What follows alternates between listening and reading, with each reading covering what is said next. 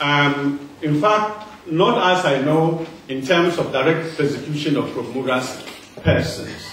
I think that one of the reasons why, possibly, one possible reason why we do not have direct persecution is the conditions we set out for doing the work that we do. That we, as much as possible in Christian witness, know very clearly how to present the gospel in a manner that, though it would be an anathema for a Muslim, but nevertheless it is acceptable because the method is right. You will know, and I hope I will not step on anybody's feet here, but you will know that there are preachers among the Christian community who will get up and preach and say, as for me, I do not fear to die for Christ. I can give you many, many examples. My brother from Tamale, you will know that. I mean, one time I was in the bus, and that's when we were leaving Tamale for Accra. And in Ghana, in the buses, sometimes somebody gets up and says, my brothers and sisters, I have something to tell you. And everybody is quiet and want to listen. We had a Christian preacher in the bus who said, my brothers and sisters, I have something to tell you. Then he started to preach in the bus. If you are coming from Tamale, you have a very sizable number of Muslims in the bus. And I was there, and he preached, and suddenly got emotional and said, for me, when I present the gospel, I don't fear anything. I don't even fear, because I don't fear to die for Christ. If you hit your head 5 times on the ground and wash your private parts, which won't take you to heaven. No. And then they got up quickly and said he has insulted Islam. They were jumping on him, and he was then running to me because I was in the doctor. The person who doesn't fear to die for Christ was running to me that he may not die. So the issue I'm trying to put across is that also there can be self-inflicted persecution. There can be self-inflicted persecution which you cannot turn and blame God. We know that Christ died for us. Why do we want to die for him? Anyway, these are elementary things, but they are crucial, and we need to take those things into consideration. But I would have commented on the whole question of the marriage. For those ones, we have faced them many, many times. If I elaborate, I will eat into my time. But we can talk at tea if you are interested in that. Then how do you combine what we are saying with academic, with things that have to do with academic writing of religion and whatever? I think that was the question that was asked, isn't it? You know, all of us, we go through academic studies of religion, be it Christianity and Islam. But when you come to the field, Christian-Muslim relations is an existential issue. You will attend to the issues of academics when it comes to the questions of Trinity, Jesus being the Son of God, whether Muhammad is really the prophet, and the rest of them. You are able to engage. But on the everyday one, with existential issues where people are thinking about how to live with one another in a manner that they don't destroy one another, you have to be able to apply it. So what I'm saying is that the practical aspect is the application of what you have learned in the academic aspect. If you're not able to apply it, then it is up there, and probably you will have to be in the field like my brother Azuma, in the academic field, and then leave some of us who are practitioners to carry out. He's accusing me falsely. So these are the critical issues that we definitely have to look at. Current trends in Christian-Muslim relations, there are many trends, and the trends are many. I couldn't finish the paper. But the trends are very simple. I think Archbishop mentioned it yesterday, and others also did. Where our problems really rest. A number of things. The whole question of religious freedom. What does religious freedom mean? Because in sub-Saharan Africa, you can say, generally, in sub-Saharan Africa, there's religious freedom. You can become a Muslim can become a Christian. The difficulty we have is the North Africa and the Maghreb.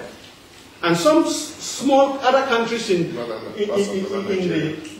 where religious freedom means freedom to stay where you are, not to change. If you will change at all, then you can change from any other religion to become a Muslim, but not from a Muslim to any other religion. And that one is a violation of what religious freedom means. And within Bermuda, we face so many challenges. Questions of, you people are talking to us about religion to the Muslims, that the Muslims should be able to propagate their faith, and Christians should be able to propagate their faith. Are you asking us to turn sub-Saharan Africa into North Africa, where Christians were the majority and are now a minute minority? So you have these very strong challenges, and the trends are clear. The other thing is that the other trends, which I can only mention very quickly, is the whole idea of Christian-Muslim relations in the political sphere, the economic sphere, the social sphere, the cultural sphere, and the rest of it are all trends that we see.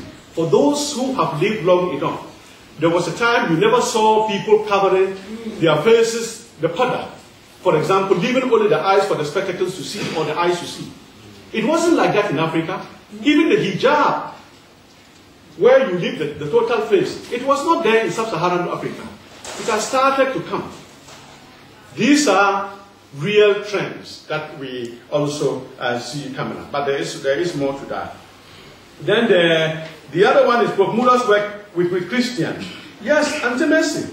In fact, these are questions we face all the time.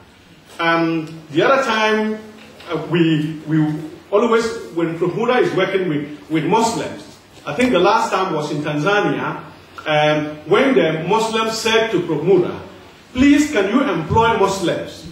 We have also had very huge financial offers from Muslim organizations saying that the Deputy General Advisor, that's my deputy, should be a Muslim. And then we have said no. The reason is simply this, which I will explain. Bermuda has a theological foundation. It is not an ordinary organization that is talking about relating with Muslims. It relates from the Christian faith. Its foundation is Christian. And its theological reasons for relations is Christian. So we are a service project that stretches a hand of friendship to the Muslim community, that we may reason together. We will pollute that. We will actually damage the whole mission of Bermuda if we were to do that. So 6 times I've now counted when Muslims have come for Bermuda to help them to form a program for Muslim-Christian relations. Tanzania, we did that for them. We set up the core group, which the chairman was, he was with us in the African Union, the lawyer. He was the chairman when he attended a Bermuda meeting to come to see how they can form a program for Muslim-Christian relations in Africa. And they have worked for a year now. They have failed.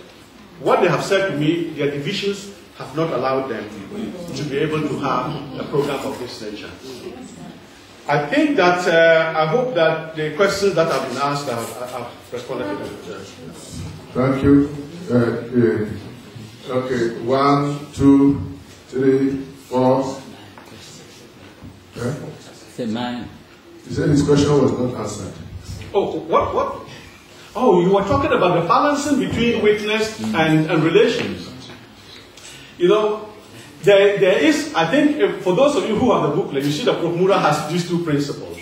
Principle number 1 is Christian witness in an interfaith environment of Christians that respect the spirit of good neighborliness.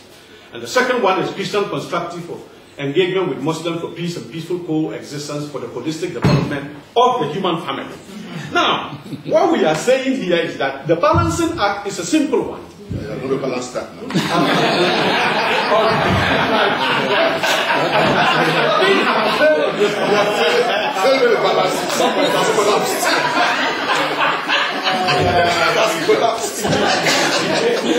Now, let me move on to this balancing act, which I can do better than the balancing act is simply this. Don't call it a balancing act. If you call it a balancing act, it means that you have to hold it like an egg and make sure that it doesn't break. That is not the way Bermuda sees it. Bermuda says very clearly that Christian witness is what it means to be Christian.